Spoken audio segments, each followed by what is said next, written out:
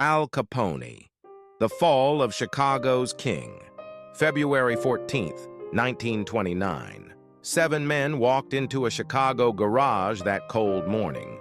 None of them walked out alive. But here's what nobody knew that day. Al Capone wasn't even in the city.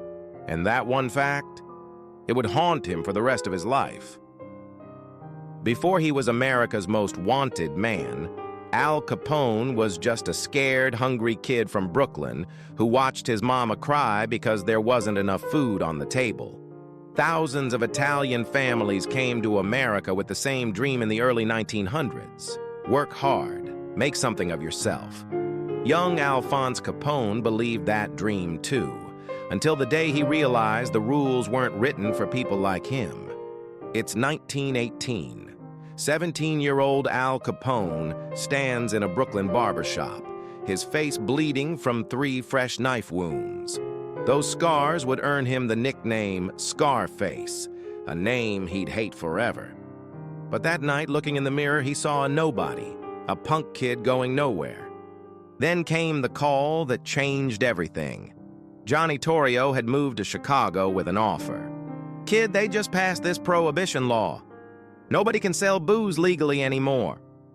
Torrio knew that when you make something illegal that everyone wants, you create the biggest business opportunity in history. Capone took the next train west, 19 years old, $40 in his pocket, a wife and baby boy back home counting on him. The legitimate world had shown him the door, so he'd walk through a different one. Here's what might shock you. Al Capone loved his family more than anything.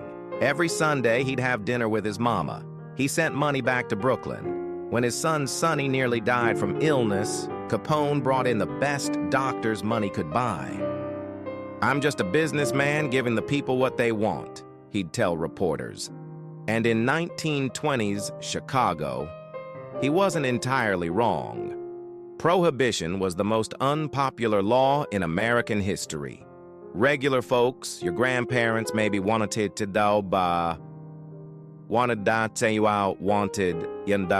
a drink after work. Capone provided it. But there's always a price for power. By 1925, Capone controlled Chicago. Speakeasies, brothels, gambling houses. If it made money, Capone got his cut. The papers estimated his income at $100 million a year. That's over $1.5 billion today. Politicians were on his payroll. Half the cops looked the other way. He even opened soup kitchens during the Depression, feeding thousands when the government couldn't. "Scarface Al feeds the poor," read the headlines. People loved him for it. But there was one man who refused to be bought. Eliot Ness, a 26-year-old federal agent who turned down every bribe.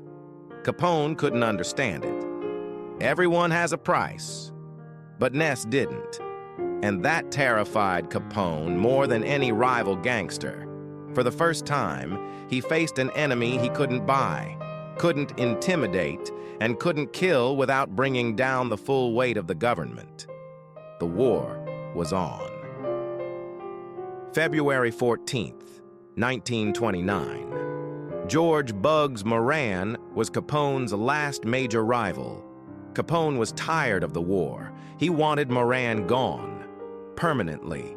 The plan was simple: lure Moran's men to a garage, fake a police raid, then eliminate them. At 10:30 a.m., 7 of Moran's men gathered at the SMC Cartage Company. A Cadillac pulled up, the kind police used.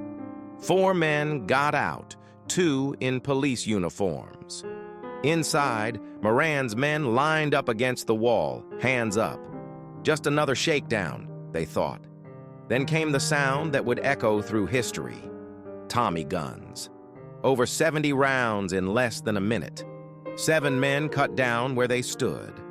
The shooters walked out calmly, the civilians being arrested by the cops. Perfect cover. Except Bugs Moran wasn't there.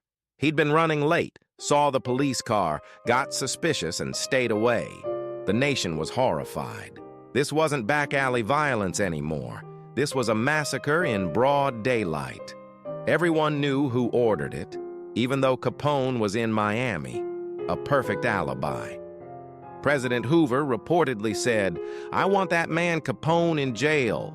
Not for murder, not for bootlegging. They'd never make those charges stick.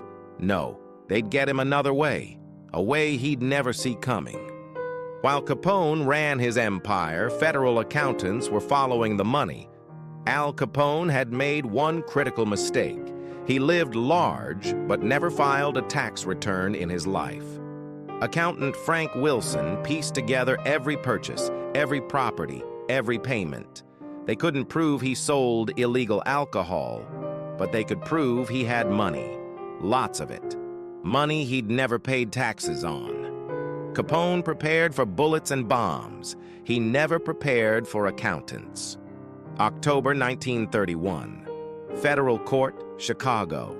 Capone walked in wearing a bright yellow suit, smiling, confident. His lawyers assured him the jury was fixed. Then Judge Wilkerson switched the jury pool at the last minute. All those bribes, worthless. For the first time in a decade, Al Capone looked worried. The case was simple. Lavish lifestyle, no tax returns. The defense claimed he was a used furniture salesman. Nobody bought it. Throughout the trial, Capone kept looking at the courtroom doors, waiting for his wife, May. She never came. The man who'd built an empire was facing his fall alone. October 17th, 1931. Guilty on 5 counts. 11 years in federal prison. Maximum penalty. Witnesses said Capone's face went pale. The invincible gangster looked like what he really was. A scared 32-year-old man, losing everything. But the government wasn't done. They wanted to break him completely, so they sent him where his name, his reputation, his money, none of it mattered. They sent him to Alcatraz. August 1934. Al Capone, prisoner number 85, stepped onto Alcatraz Island. The warden made it clear. "You're nobody here, just another number." No special treatment, no bribes, no influence. Capone tried to adapt, got a job in the laundry, kept his head down. But one day, an inmate stabbed him with scissors. The message was clear. Even here, he wasn't safe. Then something worse started happening. His mind began to go.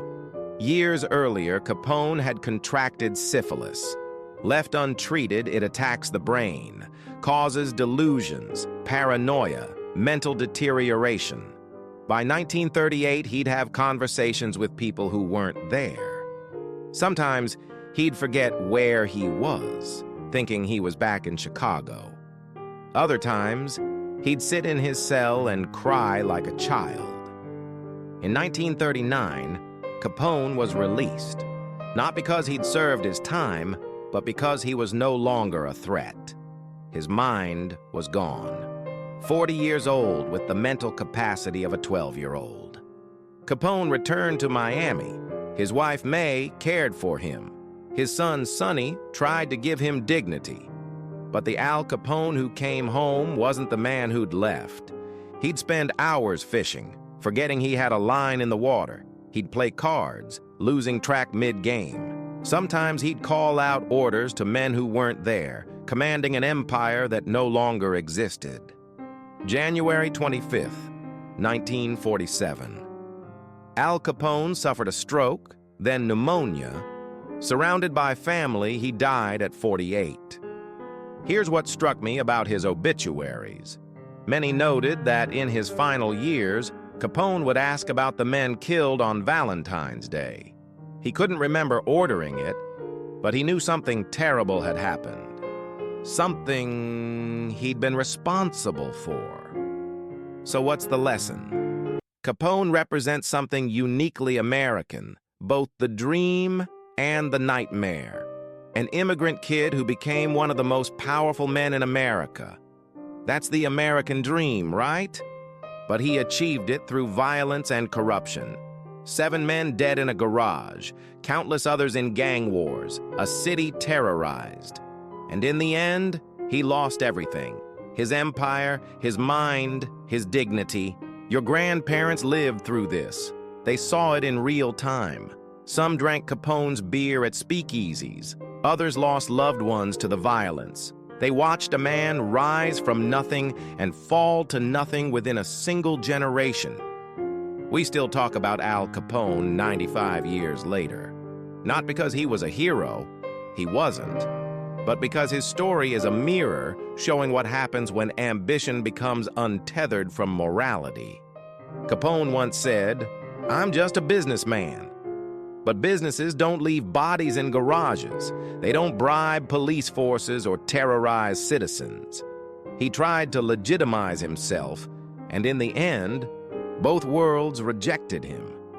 He died alone in his mind, wealthy but broken, powerful but powerless, remembered but not respected. The real tragedy? He never realized until too late that everything he built was destroying him from within. The accountants got him. The disease finished him. But Capone destroyed himself the moment he decided the end justified any means. The choice he faced between the hard right and the easy wrong is one we all face.